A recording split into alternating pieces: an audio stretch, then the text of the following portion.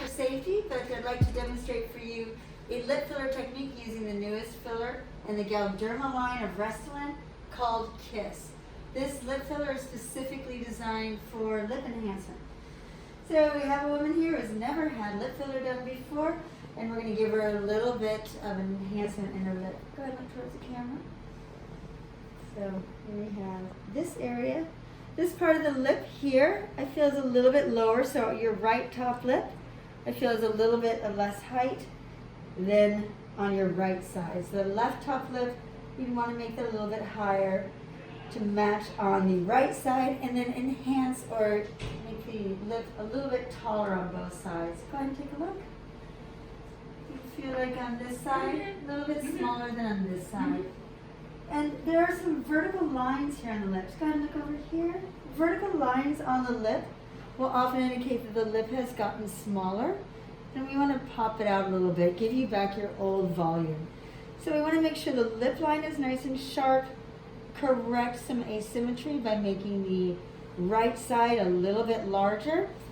Fill in the volume so these vertical lines are popped out and the lip looks a little bit more hydrated. And we can get all of that work done with a single syringe of the Restylane Kysse. So we've numbed the skin and we've cleaned it with a nice antiseptic. Now go ahead. Now we're going to use a technique that was developed and perfected by Julie Horn, who is a sort of a master of lip injections. And everybody here at Power MD, all of the providers, we're trained in the Julie Horn method. We were trained by Julie Horn, so we can emulate that effect and really give you the most natural result possible, which is great with this product here. I'm going to lean you back. Great. So what we're going to do here is we're going to go in right at the edge of the lip called the vermilion border. So it's a little bit sensitive in this area, but the reason we're going to go in here is it's going to allow us to keep a crisp line while we place the product in little vertical pillars. And these vertical pillars are going to give that height to the lip that we're looking for, a little pinch here, but without adding too much projection. So we do want some projection, but we don't want just a big round lip in order to get that height that we're looking, that show that we're looking for. We want to have a nice tall lip so that we have good proportions, but without getting the duck lip look where it sticks out too far. So that is the technique that allows us to do that, to get the best of both worlds. This product will be nice and flexible and nice and soft, so you're not going to feel it in your lips. It won't feel rubbery. It will move when you move your lips, and that's going to be very important, obviously, as the lips are such a mobile part of your face. So I'm just putting these tiny little lines, these little tiny pillars. How are you doing? Good? Okay. I know it's a really sensitive area, so you're doing great. So I'm going in right at the vermilion border. I'm staying fairly shallow. That's both so that the product will really pop and show, and also for safety, because there are some vessels that we want to avoid deeper in the lip. So if you see right here, you can already see the lip sort of popping out, curling. You can see this nice lip line. See here, this is the smaller side before, and you can already see it really popping up nicely, whereas this side is still kind of flat and curled in. And I've achieved that with only using 0.15 cc's, or just less, about 1/6 of a syringe. Keeping in mind, every one of these syringes is 1/5 of a teaspoon. So we've used 1/30th of a teaspoon, 1/30th, in order to achieve this effect. I'm going to go ahead and do the same thing over here, making these little pillars. Now we're going to connect these little pillars, these little lines that I've created across the top of this lip line. But we'll do these little guys first. They're sensitive, but there is some lidocaine in the product, and so we are kind of numbing as we go along. So when I want to go back in, do a little bit of extra work in this area, it will have been sort of pre-numbed by these treatments, by these first injections.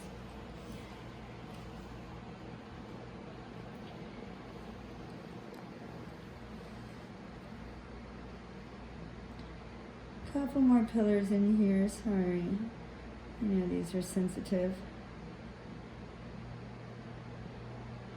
I've done this on myself, so I know exactly what it feels like. I'm going to sit you up so you can take a look in the mirror when you're sitting.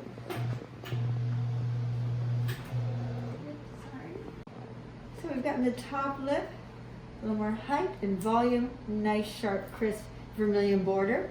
Now this is a sort of blended technique where now that we've done the pillars to give the height, I'm going to come back in, I'm going to fan to give a little bit more volume and to pull those vertical lines out of the lip that are caused by some contraction of the lips due to loss of volume. So it's just going to give a more hydrated look to the lip. I'm going to come in from the corner and fan again, a second fan here.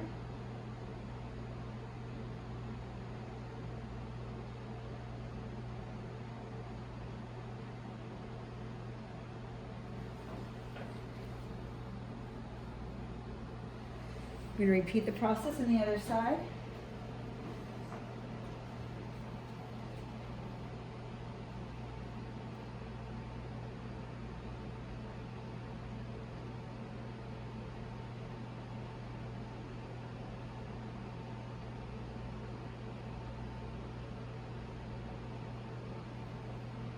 And here.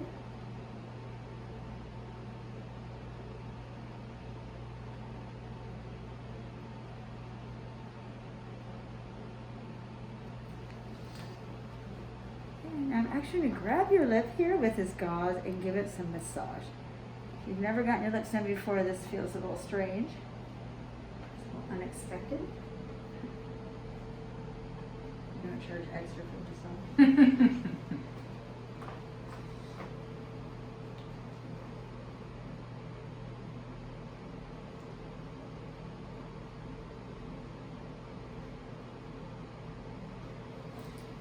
And Julie Horn calls this the scratch blending technique. We're actually going to take my nail. I know it seems a little strange, but I do have gloves on.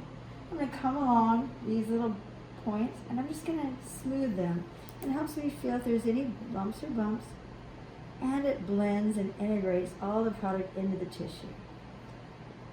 Open your mouth, smile. I like to check the curtain. That's where the lip falls down over the teeth, and I would like to match those two sides. So you want to see the lips not only at rest, but also in motion, and you want to see the lips, very sweet.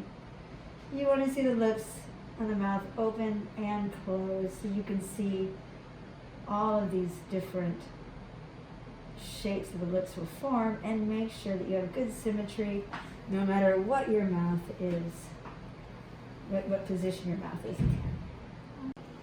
Okay, now we're going to work on the bottom lip and make sure we have good balance.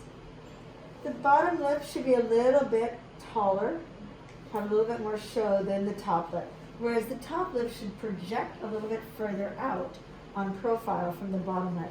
So we really want to maintain all those proportions unless you have a strong preference for a different look. But that's going to give you the most natural result. So I'm going to go ahead and give you a little bit more size and volume to your bottom lip. Now I'm going to come into these naturally two little full spots of the lip. So first I'm going to come in right here, again at the lip line, and I'm going to give a little bit of plumping volume to this first natural sort of full area to the lip. Oh, you're doing great. Sorry, I know these are very sensitive. Luckily this product lasts longer than some of the other products we've used in the past, up to a full year. So it's nice to know you only have to do this once a year instead of twice a year, is what we typically used to recommend. So hold on to that idea as I do this.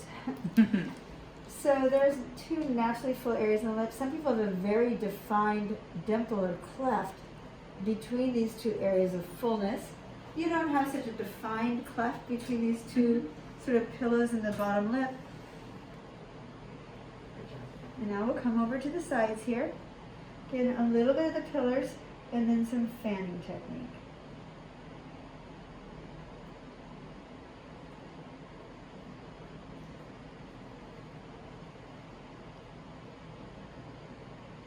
I don't like the bottom lip too heavy out of these corners. So I tend to go a little bit light on these outer corners.